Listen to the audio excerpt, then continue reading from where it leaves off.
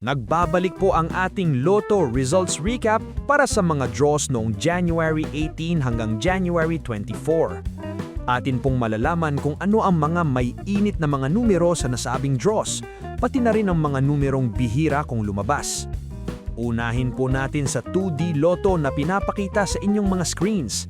Sa loob po ng isang linggo ay mayroon pong suma total na 6,989 ang nanalo ng jackpot prize na 4,000 pesos. Sa mga panalong numero, ang pinakamadalas lumabas ay ang number 15 na lumabas ng 5 beses sa loob ng isang linggo. Hindi po kami nagbibigay ng prediksyon at nagmumungkahi ng mga numero, pero sa tingin nyo ba, magpapatuloy pa rin ang paglabas ng mga numerong ito? Tumungo naman po tayo sa mga resulta ng 3D Lotto. Nakapagtala ng 8,434 na jackpot winners ang 3D Lotto sa 7 araw ng mga draws, kung saan ang number 1 ay lumabas ng pinakamaraming beses sa loob na ng 2 magkasunod na linggo.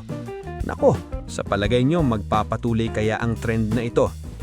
Ngayon naman po para sa 4D Lotto na binola noong Lunes, Miyerkules at Biyernes. Narito ang mga panalong kombinasyon sa nasabing mga araw. Mayroon pong 56 ang panalo ng jackpot prize ng 4D Lotto sa loob ng 3 draws. Kapansin-pansin, hindi pa rin po lumalabas ang numbers 2, 3 at 9. Sa tingin nyo ba, mabubunot na kaya ang mga numerong ito sa susunod na mga araw? Tumungo naman po tayo sa mga resulta ng 6D Lotto. Ito na ang mga winning combinations. At ngayong linggo ay wala pong nanalo ng jackpot prize na 1.9 million pesos.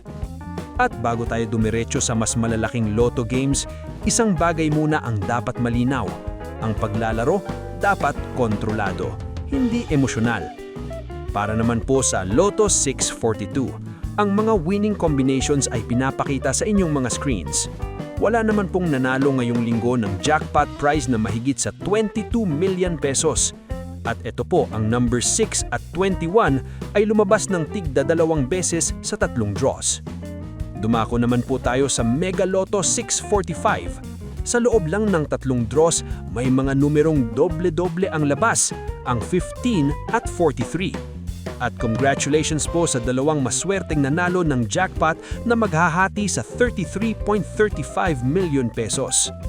Ito naman po ang mga numerong lumabas sa Super Lotto 649 noong Linggo, Martes at Huwebes. At napansin nyo ba to? Ang number 5 ay lumabas ng 2 beses sa mismong mga araw na yan. At oo, wala pa rin pong nakakakuha ng jackpot prize na 15.8 million pesos.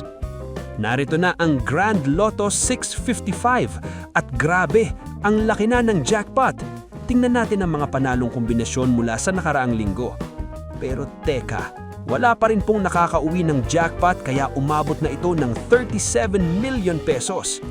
At hindi pa rin nagpapahuli ang Ultra Lotto 658. Ang resulta ng mga draws na ginanap noong January 18, 20 at 23 ay pinapakita sa inyong mga screens.